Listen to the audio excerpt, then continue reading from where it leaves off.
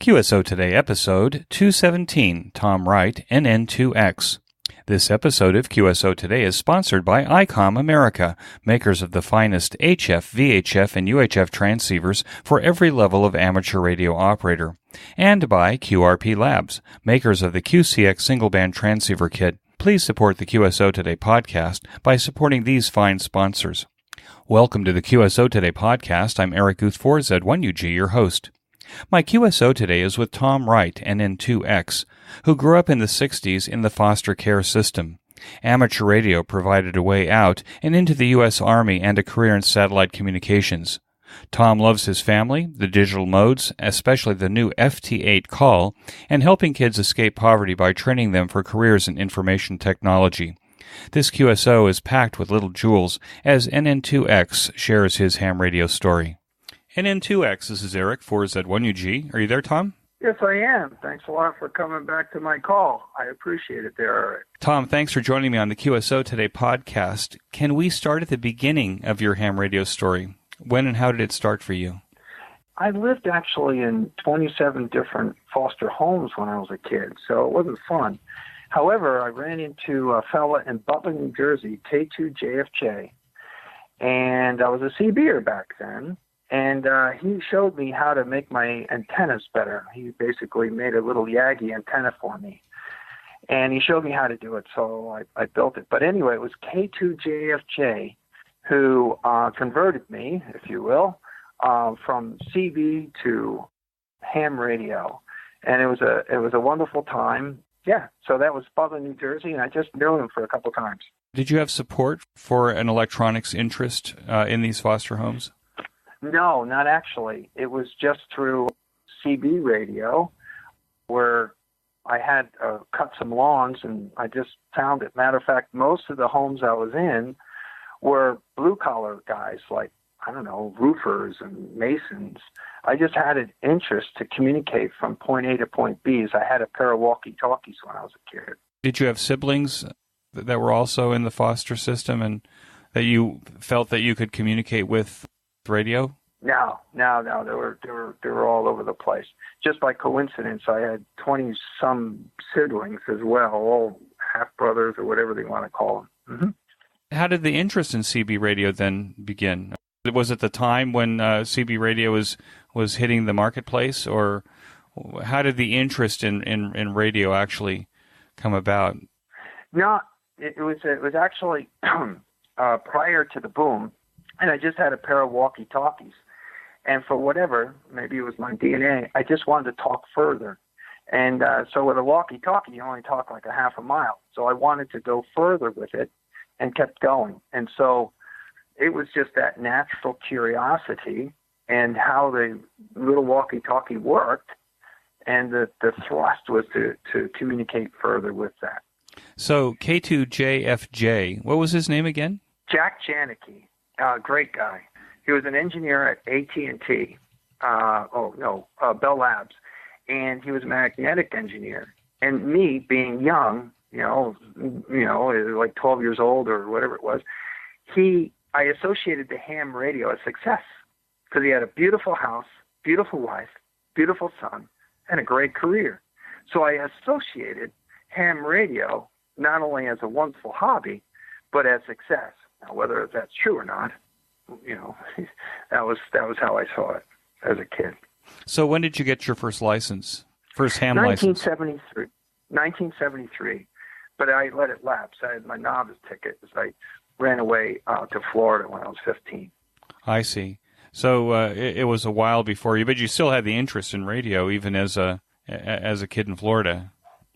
Yeah, as a matter of fact, I went to school at night. I had my own house, believe it or not, even at 16 years old. That's a story in its house. As I went to find my biological father, he wasn't there. He abandoned the home, but my name was the same. So the landlord was in New York, and I met his girlfriend. So what does this mean? I had a place to stay, and I had a job as a dishwasher, but I went at night for electronics for 3 years. So I then joined the Army, and the Army recruiter says, "What do you know?" I said, "I know ham radio, and I know chess." He says, can you spell satellite? I said, I sure can. And presto, I was in 31 Bravo Communications, and I played chess for the American Army, and they put me through high school. And when I got out, they paid for my engineering degree. So that's ham radio in the beginning of it, how it paved my way to have a profession and I get to travel around the world as well. So you actually you volunteered for the Army? Yes. Not for anything other than that I didn't have much going on. As a high school dropout runaway dishwasher with a hand ticket, even in the late 70s, early 80s, you weren't getting anywhere. So I joined the Army using my ticket as a value add to my skill set. So because you could spell satellite and you had your ham ticket, you became a member of the 31 Bravo Communications team? Yeah, it's just a communication. So they sent me to Germany for 3 years. And what did you do in the Army? So it was part of the HF communications. That's basically it. I was repairing the radios, and I think it was Prick 31. That was many years ago. And I would just repair those radios. And, I had just enough understanding of a super heterodyne receiver and modulation schemes to figure out where to fix the problems. And it was pretty good. But a lot of the stuff was modular, so it wasn't all that bad. Mm-hmm. Now, did you get your license, or did you renew your license while you were in the Army and in Germany? No, I didn't. I got out in 1980. I went ahead and passed all the way up to amateur extra. And also, that got me inspired to pass all the 9 commercial FCC license, which was important at the day. Mm-hmm. And what did you do with all of these licenses? What was your next move? Well, so I worked at a satellite earth station in New Jersey as a system engineer, just by title, not by degree. And I was designing satellite networks for Western Union. Back in the day, that's what they had. So we had these earth stations across the United States. So I'd be designing systems through those teleports. Where did it go from there? Back in the day, a 4-year degree was very important. I did skip a little section as I went 2 years to school. Again, the Army not only pays the school, but paid you to go. So I went and picked up what they call just an associate degree at the time. And then when I spent 5 years at Westar, I had to get a bachelor's degree. So I went to Florida, back again, Tampa, to finish out my bachelor's degree in electronic engineering technology, BSEET. Uh-huh. Yep. Where? And what was the school in Tampa? Oh, it was called National Education Center. I mean, it's not your Harvard or MIT school, but it was accredited, and the graffiti was a little rough, but the degree meant something back then. So you have the new degree. You have all of these licenses. What happened after that? Houston International Teleport. I used to have a tutoring school in between time at Western Union, and I would take students, anybody, to get them to get their first-class phone license back in the day. And so what happened? After I graduated college, who hired me? But a person who went through my school. So I worked at Houston International Teleport and designed satellite networks for oil companies. That was fun, too. So I was there in Houston. When we talked off the microphone, you had mentioned that you'd lived in 69 countries. Now, it seems to me that perhaps is the oil business and creating satellite communications for oil companies kind of that ticket that moved you out of the United States? Yeah, so what happened is that the infrastructure in the United States was so developed that what happened was satellite as a medium wasn't a needed medium because we were competing with terrestrial fiber. So where was the other mediums? Or where are the other countries that required satellite? Developing countries. And so I worked for a satellite system integrator in Florida, and it just sent me all around the world. So, from Nigeria to Beijing, China to Russia, all designing systems not only for oil, but for war. That you actually were working for governments as a contractor and had military use for satellite technology. Yes. Yeah, and it got even better than that. So when I was in the Middle East, I sourced some funding and created a company that's still up and running called MENA Telecom, which has an earth station in Switzerland to provide high-speed internet throughout North Africa and the Middle East. So I've dealt with the folks of the Gaddafi sons to the royal family, Al Sabah, and the Caliphs. And, so that's what we did. In between time, I would like to add that when I was in Florida, backdating a little bit, I was talking to Charlie November 8 Sierra Tango, Morocco. And he was a journalist of the King. And he asked me what I do. I says, I sell satellite earth stations and design them. He said, come on out. If you go to my QRZ page and you put in NN2X, you'll see my wife, who has blonde hair, fair skin, and she is from the royal family Morocco. So ham radio not only got me a career, I found my wife. So there you go. So ham radio leads to a love story. Yeah. Oh, it's phenomenal. And we were married. We had to wait like 6 years. She was a great girl. She was structuring the deal, because we had to get some funding from Saudi, and we put that. We sold that. That was like 26 years ago, and we were married, I guess, 21 years today. Happy anniversary. Yeah, thanks. And so that's what ham radio right off the bat, and it gets better. Was that your wife that answered the phone earlier today? Yes, it was. She's done a great job of getting rid of any accent she might have had. Yeah, she reads and writes 4 languages, and she's well-degreed. And we actually founded MENA Telecom in Bahrain and provided internet connectivity throughout North Africa and the Middle East. It was a great run. We sold it after 4 years. And then I went to Kuwait and worked for the royal family in Kuwait called the Al Sabahs. Now, have you or did you operate ham radio in all of these travels around the world? Yes, I did. I surely did. However, if you remember, I think it was Whiskey 7 Delta X-Ray X-Ray and Whiskey 4 Mike Quebec. They were building software back then. It was brand new technology for remote ham radio. Now, today it's simple, but back then it wasn't. So I was one of the first users to do that. And you say, why? Well, the war was going on a couple of go-arounds while we were there. And if you had an antenna up, you'd be a target. So the last thing we wanted to do is that. So what we did most of the time when we were in the Middle East is remotely control those 2 stations in the States. Oh, well, that's pretty cool. And that was recently, within the last 15 years or so. Yeah, I think it was 2000. Right, where the ham radio, where the internet infrastructure was actually good enough that you could actually do that. Yeah. So we had, and plus I was a telecom company, so I'd get the biggest and best part.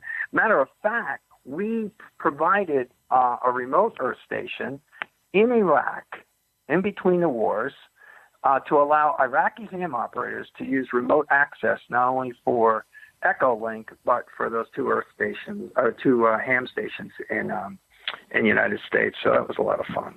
You mentioned on your QRZ page that you briefly became a millionaire as a result of the major decisions you made with ham radio, kind of the wind in your sails. How did that happen, and what happened? All right. So when I sourced the funding to create the company in the Middle East called MENA Telecom, I only had a small equity stake. After all, I was an entrepreneur, but I didn't have any financial background on what the exit strategy was. Bottom line, I was taken advantage of. So what did I do? When I took my modest little money out, I went to a company who was competing with me, and they gave me equity stake in their company, which was publicly traded, called Newsat, out of Australia. I came back and gave them 82% of all the communication needs for the U.S. military in Afghanistan via 2 satellite earth stations in Perth and Adelaide, Australia. If you go and you put in Tom Wright, Mark Laguerre on YouTube, you can see me and him, he's a 2-star general, talking to the financial channels, Australia, spinning the stock. How was that millionaire moment? Oh, okay. So what happened was, all good things happen. So we were closing deals at $167 million. They closed 3 deals, one with the royal family and a few from investors and stuff. And so they couldn't give me commissions. So they gave me stock options at vested value. That was beautiful. So the stocks was trading. It was still, low value. It's like $1 or $2. But I couldn't sell my stock until a little bit later, and I did. I was about to sell it, but then after I was with the company for 8 years, the company went bankrupt, not because of what the company was doing, but what a couple of the officers were doing with the money. So, yeah, you can see it's Newsat and the XM Bank, where we sourced $300 million, and COFES, where we sourced $100 million, and $200 million in private equity to launch a satellite over the Middle East. Yeah, there was some funny business. I can't elaborate too much, but I was just a sales fella, and I lost all my money there. Yep. It didn't affect the quality of your life. No, life is good. And so you can find, other work, other wares, and so we're on the rebound right now, and so that's where we're at. But so we have access to funding, and again, I know it sounds long and far-fetched, but it's all because of ham radio. It gave me my entire career. I stand on the shoulders of the ham community that gave me the inspiration and the guidance to get to this point. So I have a nice house, wonderful wife. My son goes to private school, 4-to-1 ratio. So the income is good enough. It's just not retired as I was. Well, you know what? It sounds like you're too young to retire anyway. And now the fact is you've lived all over the world. Perhaps besides the United States, where did you live where amateur radio was accepted and perhaps even popular in acceptance? Well, no, believe it or not, Morocco was a great place for ham operators. Believe it or not, Ashgabat, Turkmenistan, and Moscow. Holy crow. Those were some brilliant ham operators as well, those three areas. I do have one quick war story, if you like, with ham radio. Sure. I was in Guinea, Africa, and I was designing a network for Alcoa. And they needed the bauxite, which is natural minerals for aluminum. Anyway, back in the day, there was really no phone communication, especially where I was at. I was designing a network for an earth station there, so it would support. So I had my Kenwood 820 or 830, put up a dipole, and looked for a phone patch, as I was in a totally remote location. They thought the local police thought I was part of the CIA, put me in jail, went away with my ham equipment, cost me $200 to get out. There went my ham equipment. So that was my Guinea, Conakry, Africa story on ham radio. So the police there in Guinea, Africa, were not aware of ham radio? No.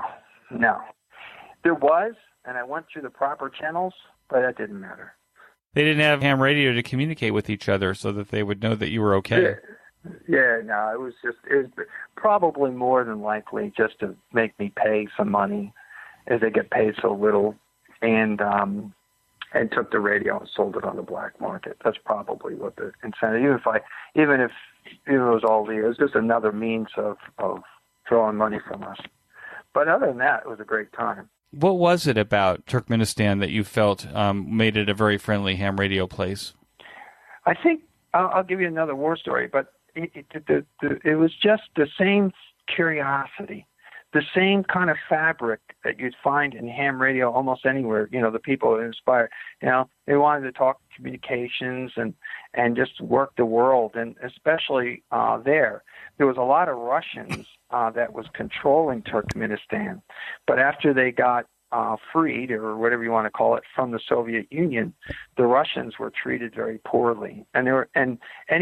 But they were smart as heck, and there was only a handful of ham operators there, and I literally gave away my ham equipment to them. No way can they afford it, and so they were just friendly. I mean, it was just and they were educated, resource. You talk about people who can build things. Go to a country where they don't have the resources. Holy crow, they're very creative. And with the little means, I mean, they'd be tearing apart an old TV set, putting together a radio. That's ham radio. So it was just a wonderful time. Well, I was going to ask you about kind of rigs. Were the native rigs there? And what you're saying is the native rigs were homebrew. Yeah, it's because they couldn't afford it, right? I mean, there was some Russian stuff there, but they just built this stuff, and I mean, of course, it didn't look the greatest, but it performed. And this was back in, I think, the late 80s or something like that. And by the way, I don't think Turkmenistan today is allowed to have ham radio license anymore, so they inhibit that. And now this message from MyCom America. Heard it, worked it, logged it. I just looked at the amateur radio contest schedule through the end of the year. It appears that you could be busy just about every day, including the CQ Worldwide and other contests coming up. Prepare yourself for the contest season by upgrading your ham station with the latest rigs from ICOM America. According to Dr. Ulrich Rohde, N1UL, my guest in episode 208, the IC7851 is the best HF transceiver on the market today. It has the competitive edge that you've been looking for. Raise the bar and hear what others cannot with this flagship HF and 50 MHz transceiver. This is due to ICOM engineers focusing on a new local oscillator design that drastically reduces phase noise. This noise reduction and purity of LO results in an RMDR of 110 dB, allowing you to hear the extremely weak signals, making the IC7851 the perfect rig for making contacts at the bottom of the sunspot cycle. In addition, this fine rig has crystal clear LO design, spectrum scope, dual receivers, and a digital voice recorder. The IC7610 is the SDR every ham wants and just in time for contest season. This high-performance SDR has the ability to pick out the faintest signals even in the presence of stronger adjacent signals. The new ICOM IC7610 is a direct sampling software-defined radio, or SDR, that will change the world's definition of an SDR transceiver. Additional features include RF direct sampling system, 110 RMDR, independent dual receivers, and dual digicell. The IC7300 has changed the way that an entry-level HF transceiver is designed and has set a new standard. This rig is a high-performance, innovative HF transceiver with a compact design that will far exceed your expectations.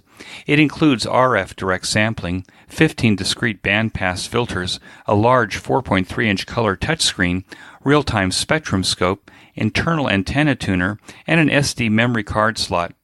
No matter which ICOM rig you choose for this contest season, you'll be a winner. Be sure to check out these fine rigs at www.icomamerica.com, and when you finally go to make your ICOM purchase, be sure to tell the dealer that you heard it here on QSO Today. And now back to our QSO. Where did you live where amateur radio was the most difficult, where you didn't even talk about it? Oh, yeah, Guinea, Africa, or Chad. Let me go back to Turkmenistan real quick. I was deploying a cellular network. And when I had the cell phone next to my ear, they never saw it. And the locals called up the police and the hospital because they thought I was crazy American talking into a phone, and they thought I was communicating. So that was very strange. But, I guess Guinea, Africa was the most difficult. Where else was there? Yeah, West Africa was difficult. And Nigeria, there's 3 tribes there, Ibu, Hausa, Europa, and they're always fighting amongst each other. But 50% of the time there was no electricity. Literally. So it was difficult there. So when you're, talk about ham radio, you're trying to survive.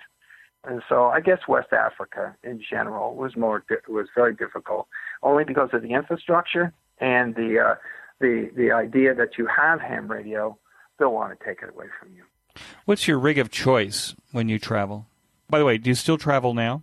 I think I will be. Actually, I'll be in your country in October in Israel. But I might be going back to the Middle East again.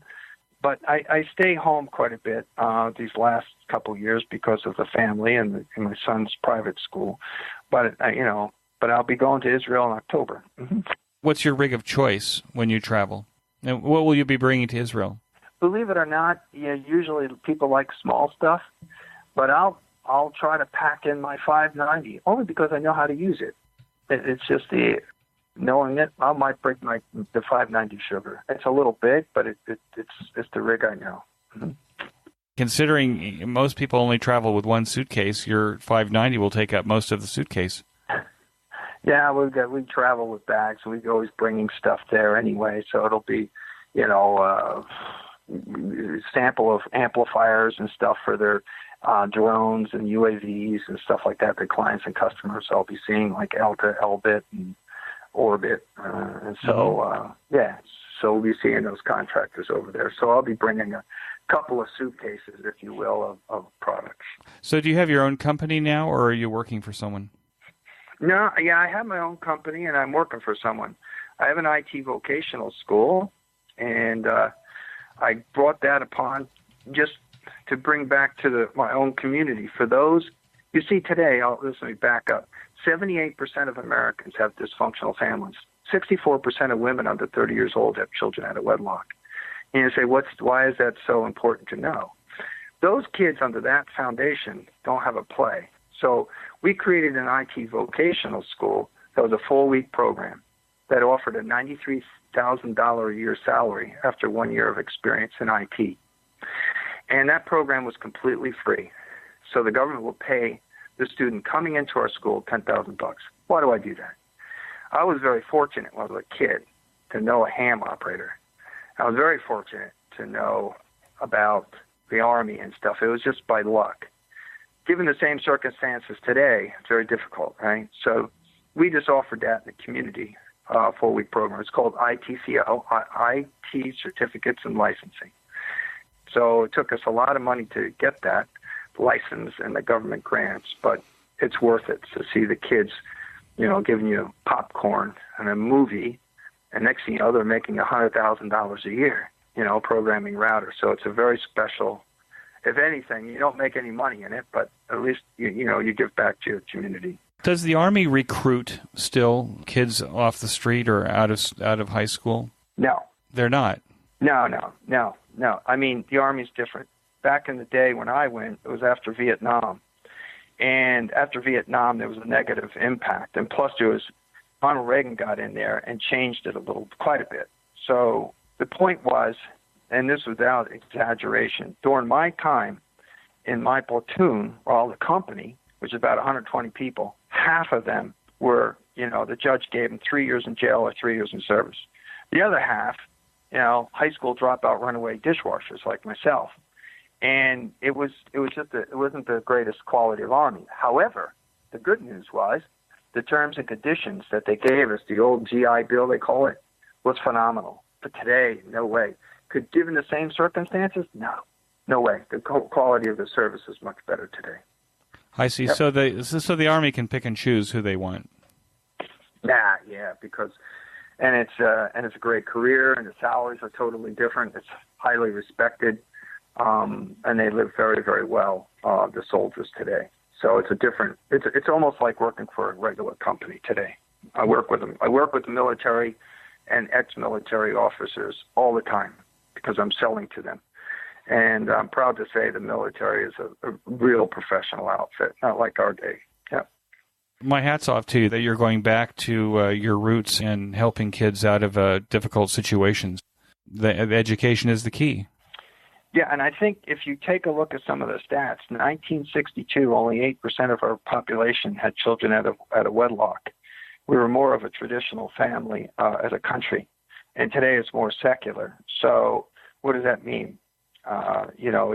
With all this infrastructure, family infrastructure being, destroyed, then the poor kids underneath that doesn't work out well. They know that the Asians have the highest SAT scores in America, and they ask why. It's simply because 96% of them are married. Anyway, knowing that the infrastructure, the family infrastructure is broken, there's more of me out there. So you want to lend a hand, and you got to make it quick. 4 weeks, 5 IT certificates, boom, and you're off and running. You got a job, and after a year, you're almost $100,000 a year.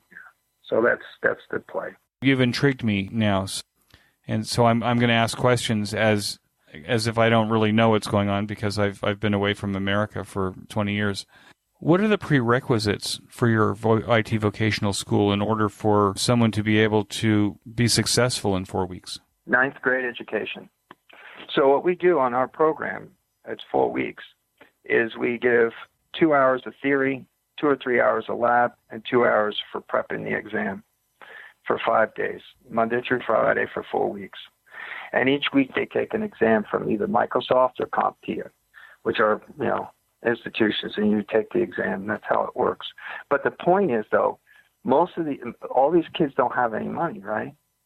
So you can't get a student loan. You put them in debt. So how do you work it? The magic of our school is that it was free. You come to our school, it's 100% free. Why is it free? Because the government pays our school $10,000 per student, and we only take so many students. But yeah, so that's how that works. Mm-hmm. I see. Well, that's pretty cool. You mentioned that you have the Kenwood TS590S. Well, that must imply that you also operate from home. So what's the rig at home? It's the TS590, and how is it configured? What kind of ham shack do you have there? Well, I have the M-Tron amplifier, which is a pair of 4CX 1500As, and that's the amplifier. And I've got the old Christmas tree set up. I think I'm the only one in the ham community with 10, 15, and 20 little mono banders. But to be honest with you, most of the growth and innovation and creativity is through the digital modes. Just most recently, everyone knows FT8, but now there's FT8 call. I'm sorry, there's FT8 what? Call, Charlie Alpha Lima Lima, brand new. Really? And and I just did the pilot test for these guys, and not only are they so impressed, we're all impressed, I just gave this as a solution for the National Guard in the United States. Just met them. This is just, you go FT8 call and you go Google. It's just brand new. It's a couple of weeks old, actually, or maybe a month old. I mean, when it's actually hit the market. And it's the second most popular digital mode, and now beating out CW and all that. So it's a minus 24 dB below the noise floor at 50 hertz, typing speeds 10 to 15 words per minute. Yeah. Whoa. So, and with 70% of ham operators with a dipole and 100 watts, with the sunspot cycle as it is, this makes a real neat play. Even though it's slow, it's still neat. Yeah. But your stacked monobanders still, really perform, right? Yeah, I've got the 3-element monobander. They're all modest though. They're 24-foot booms. I'm in a town called Allen, Texas, and it's one of those restricted areas, but I got away with it. And 3-element monobander. And a 3-element monobander for 15 and 4 elements for 10. And it's all the old Christmas tree setup, and it works great for me. I have the K4KIO hex beam to support the work bands, which I compared the hex beam with my monobanders. Very little difference.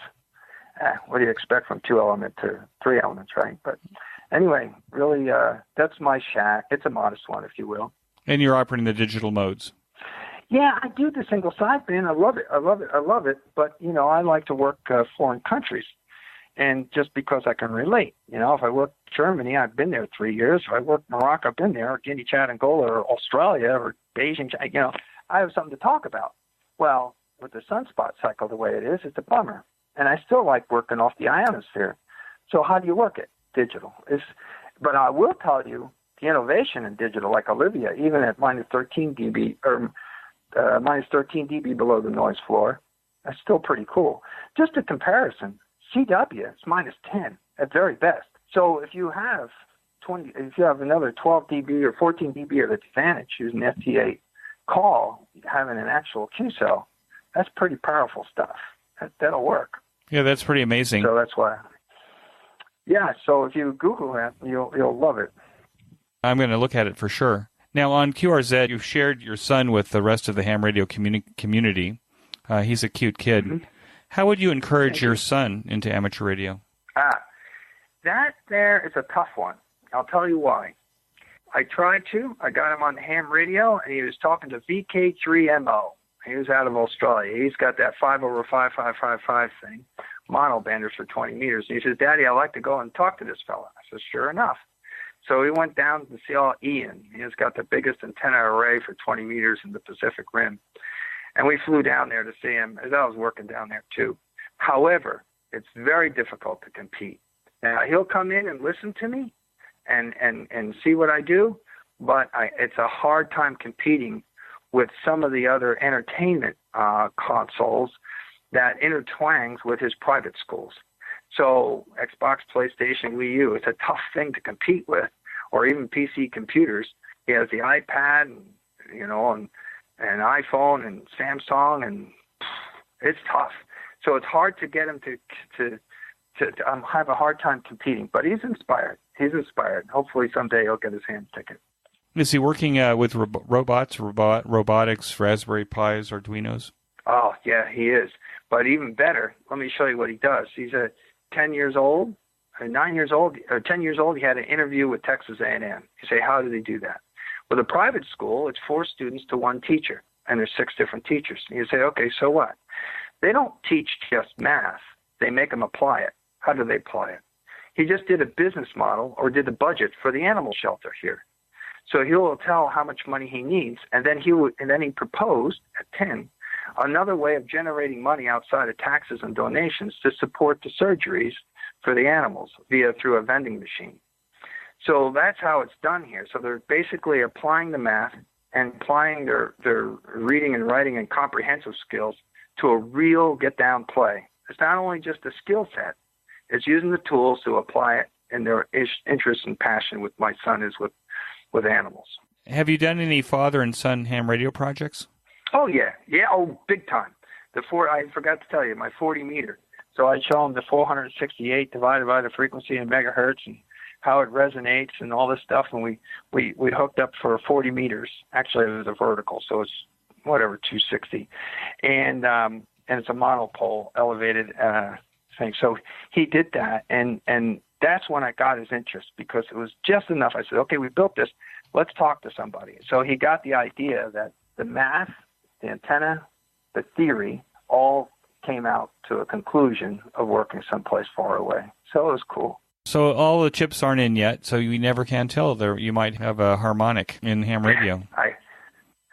I hope so. I really do. I mean, and he was actually born in Kuwait. He's the president of his class, or was. He started to quote Thatcher, some about socialism, and it works great until someone runs out of money or however it works. And he quoted Reagan and a few other people. Well, these quotes are on your QRZ page. Yeah. I got a kick out of them. Apparently, he used some of these quotes to run for his kindergarten class. Yeah, and he won the second year too. But we took him out of that school and he went to another school, and so called Einstein. So so it's great to leverage your past. I'm 59, right? So I'm 59 with 11-year-olds. So I'm doing grandparents and parents all in one shot. And now this message from QRP Labs. After watching a video interview with Hans Summers, G0UPL, owner and chief designer of QRP Labs and its fine array of kit products for ham radio, at the 2018 YOTA Summer event in South Africa, I am convinced that QRP Labs will be one of the most exciting ham radio electronic kit destinations this year. In the video, Hans describes his approach to transceiver design, starting with his original Ultimate 3S and the yet unnamed single-band, single-sideband transceiver that will sell for under $100 US. For everyone out there that believes that you have to spend the big bucks to get into amateur radio, you should know that you can build a high-performance rig today with a kit from QRP Labs. What I have learned from doing over 200 QSO Today interviews is that the novice experience where you built your own rig and operated it to make contacts is the most satisfying first ham radio experience. Hans' kits are extremely well documented and supported by Hans and his community on the QRP Labs website. It just takes a soldering iron, some basic electronic tools, and some time to build the QCX transceiver kit for under $50 to get on the air. This full-featured kit has its own test equipment built in to allow you to align and set up this rig. All of the QRP Lab products can be enhanced with additional boards and accessories to allow you to build more rig as you gain experience. If you are a new ham, or an old ham that wants a new amateur radio experience, or even want to repeat your novice experience with the latest technology, then click on the link in this week's show notes page and give QRP Labs a visit. QRP Labs is my favorite kit company. It should be yours too. And now back to my QSO Today. Are you active in an amateur radio club there in Allen, Texas? No, I am not. And usually you would think, right? But there's a ham community actually on my street. My street is very small, and there's a ham opera here and a ham opera there. We just get together once in a while and do that. But since I'm so busy taking care of my family and so busy taking care of my job, it's tough to go there, unfortunately. Do you volunteer in an amateur radio kind of way? I'll show you where I was involved with, which is real true blue emergency. As you can tell, I'm in one of these areas, towns, where restriction is high, and I needed to put up my antenna. And so I went to the local board, and they allowed, but, they made it hard for me. And I told them what it was for. And what is it for? I says, I've got 2 satellite earth stations in Perth and Adelaide, Australia, covering 82% of the communication needs for the U.S. military in Afghanistan. He says, okay, what's this got to do with the ham radio? The 2-star general that gave me this couple of these deals, he also wants me to provide HF communications to the boys over there that are ham operators. And that was my true blue volunteer. That was where the rubber hit the pavement. So it was real. It was real. It was a beautiful thing to do, and they have to watch it, right? So because the HF communications can be targeted very easily. So they would have to remote it into it, because if they blow up the radio, okay, fine, but don't blow up the people, right? So, but it was a neat thing to do, and I did it for, the guy gave me a contract, right? So it was zillions of bucks for me. And I said, okay, fine. And that was my support, real-time stuff. I mean, not emergency, but I am also working with the National Guard at just this moment, and just met him a couple weeks ago, providing communication solutions from a commercial aspect, but also introduced him to FTA call. And he's incorporating this in the National Guard. I just couldn't believe my eyes. So, yeah. So I do dabble, but more unconventionally, making ham radio support our community this way. What kind of impact has amateur radio had on your family life? Oh, quality time. I mean, so as far as my life is concerned, it got me a career and my wife, as I always say. But as far as ham radio every day goes, I'm a ham operator, so I play in the morning when my son and my wife are, asleep or whatever, and then at night. So they come around, my son does and my wife does, but that's about it. But the lifestyle is great for me because it gives me a break to enjoy my ham radio. So that's that. Did your wife ever get her license? No, that poor girl doesn't. I mean, you say opposites attract, that's it. She buys shoes, I'll buy ham equipment. That's about, she's so far away from it. She gets a big charge out of it, but she'd never get a ham ticket, unfortunately. What excites you the most about what's happening in ham radio now? Digital. Why is it? Because when we were younger in the 70s, what was cool? You went from tubes to transistors. Okay, great. You got a better receiver. Great. Yeah, and you got more spectrum. You got the work bands. Great. You got new antennas. Great. All that innovation and growth is in the digital. It's how you superimpose the information on the carrier so that it uses less bandwidth and able to decode further down in the noise floor. For me, that's where all the innovation is, and it doesn't cost anything. So it's mostly free. So I think the most exciting part about ham radio today will be in the digital realm or the software-defined radios. This is where, the growth is. There's no more, how to put a FET in or a transistor or a better receiver. They're all diminishing returns right now. So the big mobility is, in my opinion, the digital. Yep. Do you operate a software-defined radio? No, but I've seen them, and I'd love to get one, but I will get one soon enough. I like that, the software-defined radio, only because of practical reasons. There's a lot of noise here in these urban places, and noise reduction button, if you will, has a good effect, but I think the software-defined radios, from what I heard, can knock out the noise even further because it does the sampling right on the front end of the receiver rather than wait until it goes through the mixer and the IF stage. Now, do you have a noise problem, and how do you mediate the noise problem there? Yeah, it's a problem. So with the 590 sugar, I was looking at radios. I kept bringing radios home, and it was, push a button, noise reduction, and it worked. I'd buy a more expensive radio, but, I was paying for my son $4,000 a month for private school. That's a little expensive, so it took away from my ham radio funds. What advice would you give to new or returning hams to the hobby? New ham operators, they're in a very good spot. And you say, why and how come? Because if they started let's say 11 years ago when the sunspot was 0, they're, get their dipole and their 100 watts, I would suggest strongly to try the digital modes, because the lure for most people in ham radio is to communicate far. That's the key. And at the end. And so the only means to do that is the digital modes. Get a ham radio deluxe, a laptop, and a cheap Kenwood radio, and you're able to communicate around the world regardless of the sunspot cycle. It's pretty neat. So that's what I would do. I'd show him voice, but it'd be frustrating if he doesn't have at least a Yagi and a tower, and that's difficult, So that's why I always point him there, because generally they start modestly with a wire antenna and a 100-watt transceiver. Well, I think that even technician class licensees in America can operate 10 meters on the digital modes there.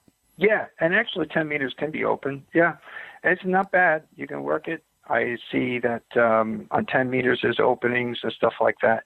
Actually, I think they're just coming out. I just saw it on ARL. They're going to allow the technicians to have the other HF bands too shortly. They're proposing that. So, but 10 meters is still open. Yeah, it has its moments, as does 6 meters and 2 meters as well. If you're operating digital modes on horizontally polarized antennas, right? Yeah. And by the way, the new way it's going to be, right, on the digital modes. One of the wonderful assets that you have, and most people don't know it, is when you start communicating. Let's say you're talking to some guy in Russian. And most of the time it's, hello, how are you? Not even that. Here's your signal report. Here's my rig. Goodbye. Don't let the door hit you. Now, with Google Translate, what am I doing? I'm doing in real-time translation. So I'm speaking his language, because Google Translate takes my English words that I'm typing and translates it into his language or any other language I want. That's another beautiful thing about digital. You can't do that with voice, right? So you imagine you're talking to some guy in France, and you're speaking French to him, and it's all typed out. So that's very interesting. So you'll type what you want to say in English and into Google Translate, and then you copy and paste it into the program that you're using to run FT8. And and not only FT8 or Olivia or whatever, RTTY. Okay. Yeah. And so they say if you speak to a foreigner your native language, you get to his head. But if you speak the language that they speak, you get to their heart, and then you'll have a QSO. That's and it takes. I never thought, frankly, I'd never thought of using Google Translate for that. But it seems so obvious that is a good thing to do. You're already connected to the internet anyway. If you're working from home, so why not use that resource? And the other thing is too, they're building the programs so that it'll happen. So you just click, okay, Russian, and so you don't have to copy and paste anymore. They're working on it. That's the ham radio software guys are doing that. Yeah, they're working on it. So it's a simple program, right? So it's easy enough to use the Google research behind the scenes, if you will. I don't know if you know JTX Alert or whatever it is.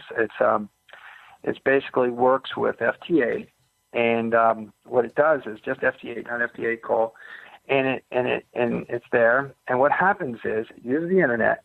So let's say you're talking to a guy on FT8, you got the signal, you say, okay, it's very robotic, there's nothing there. But with JT Alert, I think it's called, you can instant message them and say, hey, you want a QSY on single sideband? Give it a whirl. You're +6, here. Maybe we can make it. So that instant messenger, I would call it, for JTX, it does that. So that's a neat thing, and it also records all the countries that you've got. I don't know if you've heard of it. I'm probably pronouncing it. No. I found it here. I actually found it here online as I'm typing the notes. So yeah, that's very cool. JTX Alert. Yeah, and it works. It works on FT8. It'll eventually work on FT8 call, but But JTX is really cool. Now, when people download it, and I know you're online, let's say you are having, FT8 so robotic. And the argument is, why bother? Well, if I use JTX Alert, I could say, hey, Billy Bob, or whatever, come on and let's QSY on 14, 180, and let's work single sideband, or let's have a regular Q cell on either FTA call, as you can tell by the, how strong he is. Let's say he's coming in at -8. Oh, okay, we can't do voice. FTA call, it's a little slow at 10 words. Let's do Olivier at 500 at 8 hertz at 14.072. Okay, so now you're typing 30 words per minute. So that's the beauty of ham radio right now, is it's very granular. So you're able to work around the difficulties of the sunspot. Right, and you're able to leverage the technology that you've got sitting on your desk and use it with ham radio. They're not exclusive technologies in order to have a satisfactory experience. Yeah. I mean, at the end, everyone likes to use. At least most ham operators like to use the ionosphere. It's antenna to antenna. So basically, what you're doing is using a different medium to QSY, because FTA is very difficult to say, hey, QSY, to something, because some ham operators will do. But what you're saying though is FT8 call would allow you to do that, right? FT8 call is more of an instant message program. Is that right? Oh, FT8 call is different. It actually uses the HF. Yeah, it's instant message, but it's actual HF. Right. So you could actually use FT8 call in order to get someone to say, let's go try it on CW. Yep, absolutely, and it's all HF. All HF. It's all HF. Mm-hmm. Where FTA is still HF, let's just say, and then JTX alert is through the internet. But where FTA call, everything's HF. Mm-hmm. So, but I love it, -24 dB. And if you go at PSK Reporter Statistics, you'll see it's in second place already. And it's still in the pilot. It hasn't been released to the public yet. Amazing. Mm-hmm. That's very cool. Tom, you've been a great guest. I really appreciate your coming on the QSO Today podcast. It's quite interesting, and the nuggets are interesting, and I really appreciate, frankly, that you're building a school, or that you've built a school to get kids a head start in life, and I think that's really important, and I'm glad to hear about it. Yeah, this school wouldn't have worked very well in 1962 because the family's infrastructure was there. But now that the family infrastructure is broken down and we morphed into a secular society where, a guy looks at a girl as her body, if you will, and a girl looks at the guy as money and muscles, those commodities can't be exchanged if you don't have any other sticky substance. And the cost is the offspring. And so what do you do with these kids? So these poor kids need at least a skill set in order to buy a house car, cell phone, and an iPad. And it can't be 4 years. It's got to be 4 weeks, because they got to pay the bills. So what's the Band-Aid? Well, the emerging market is IT, also UAVs and aeronautical. I got one kid who's training to be he has his own drone business, doing quoting for roofing. It's just crazy. Really? Anyway, that's very interesting. Yeah. He did 2 tours in Iraq, and what did he do? He did the drones. He did no drone. So he came back home, worked for a solar company. You say, okay, so what? So the poor kid, he says, it's just no money in it. So he noticed it costs a lot of money to quote him. He says, I can do that with a drone. He got some software package, and boom, he's making millions of bucks at 29 years old. You gotta love it. You gotta love it. No, you have to love it. And that is capitalism. Yeah. So capitalism inspires that kind of thought process that you can inspire. You say, I think I can try it. Yeah, most of us fail, but some make it. So, and enough make it to hire those who couldn't. So it's really good. I really appreciate your coming on and speaking to me about your ham radio life and how it took you around the world. It sounds pretty exciting. 73. Thank you so much. 73. That concludes this episode of QSO Today.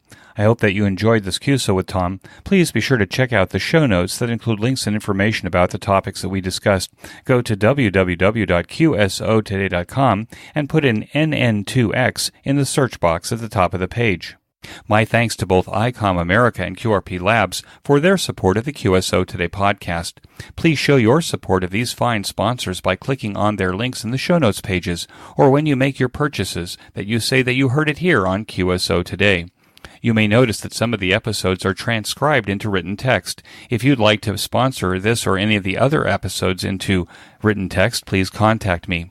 Support the QSO Today podcast by first joining the QSO Today email list by pressing the subscribe buttons on the show notes pages. I will not spam you or share your email address with anyone. Become a listener sponsor monthly or annually by clicking on the sponsor buttons on the show notes page. I am grateful for any way that you show appreciation and support. It makes a big difference. QSO Today is now available on iHeartRadio, Spotify, Libsyn, and TuneIn, as well as the iTunes Store. If you own an Amazon Echo, you can say, "Beep, play the QSO Today podcast from TuneIn." I still use Stitcher to listen to podcasts on my smartphone. The links to all of these services are on the show notes pages on the right side. Until next time, this is Eric for Z1UG73.